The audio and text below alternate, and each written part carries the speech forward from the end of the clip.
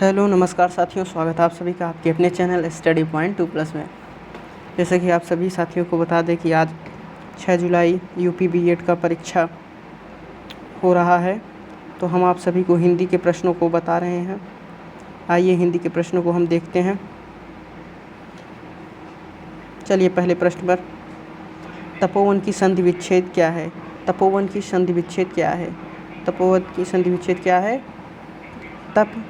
तपह +1 क्या है? तपह +1। आइए प्रश्न नंबर दूसरे पर चलते हैं। मध्वागमन की संधि विच्छेद क्या है? मध्वागमन की संधि विच्छेद मधु प्लस आगमन है। क्या? मधु प्लस आगमन है। उर्वशी किसकी रचना है? तो साथियों उर्वशी रामधारी सिंह दिनकर जी की रचना है।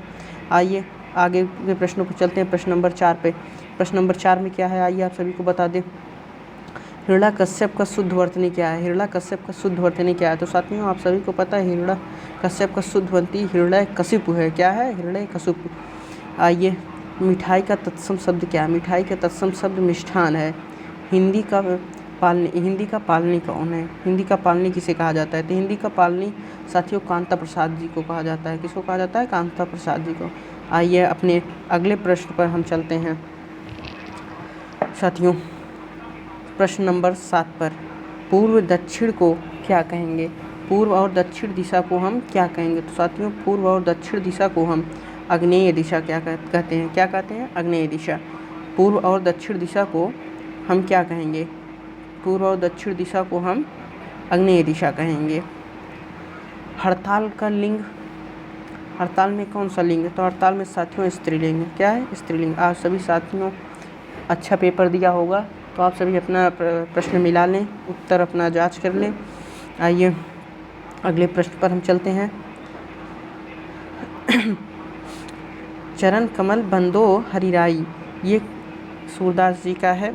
इसमें कौन सा अलंकार पूछा था कि कौन सा अलंकार है? तो साथियों इसमें रूपक अलंकार है। कौन सा अलंकार है? रूपक अलंकार। आइए प्रश्न नंबर 10 पर चलते हैं। देवनागरी की उत्पत्ति कहाँ से हुई? देवनागरी लिपि की उत्पत्ति कहाँ से हुई? तो साथियों आप सभी जानते होंगे, पढ़े होंगे कि देवनागरी लिपि का उत्पत्ति ब्राह्मी लिपि से हुई। कौन से हुई? ब्राह्मी लिपि से। आंखें चुराना का पर्यायवाची साथियों पूछा था, तो आंखें चुराना का पर्यायवाची था किसी से बचना। क्या था? किसी से बचना, कि मतलब आप किसी को नहीं दिखना चाह रहे हैं, आप उससे बार बार बच रहे हैं कि वो हमें देख ना ले। आइए प्रश्न नंबर 12 पर चलते हैं। तो साथियों प्रश्न नंबर 12 क्या है? प्रश्न नंबर 12, सत्यप्रकाश की रचना। सत्यप्रकाश की रचना किसने किया था? साथियों सत्यप्रकाश की रचना दयानंद सरस्वती जी ने किया था। किसने किया था? दयानंद सरस्वती जी ने। साथियों आइए प्रश्न नंबर 13 पर हम चलते हैं। प्रश्न नंबर 13 में क्या कहा है? आह का तत्सम। आह का तत्सम क्या है? तो आइए आह का तत्सम हम देख लेते हैं। आह का तत्सम क्या है? अच्छु। आह के तत्सम को क्या कहते हैं? अच्छु कहते हैं। 14 प्रश्न पर आते हैं हम। प्रश्न नंबर 14 पर, अभिशाप का विलोम। तो सभी साथियों आप सभी जानते होंगे कि अभिशाप का विलोम वरदान होता है। अभिशाप का विलोम जो है वरदान होता है। आइए प्रश्न नंबर 15 की हम बात करते हैं। प्रश्न नंबर 15 में क्या है? कीर्तिलता में किस राज्य का वर्णन किया गया? आपके प्रश्न में पूछा गया होगा कि कीर्तिलता में किस राज्य का वर्णन। तो साथियों कीर्तिलता में जौनपुर का राज्य वर्णन है। कहाँ का? जौनपुर का राज्य वर्णन है। जौनपुर का वर्णन किया गया है आपके कीर्तिलता में। आइए प्रश्न नंबर 16 हम आपको बताते हैं, हिंदी दिवस कब मनाया जाता है? साथियों हिंदी दिवस 14 सितंबर को मनाया जाता है।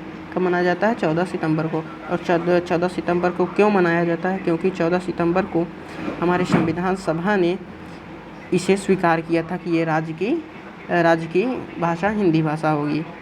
तो साथियों प्रश्न 14 प्रश्न थे। तो आप सभी साथियों को वीडियो अच्छा लगे तो स्टडी पॉइंट 2+ चैनल को सब्सक्राइब करिए, लाइक करिए। साथियों आपको तुरंत प्रश्नों के उत्तर मिलेंगे और सही उत्तर मिलेंगे। धन्यवाद साथियों, नमस्कार।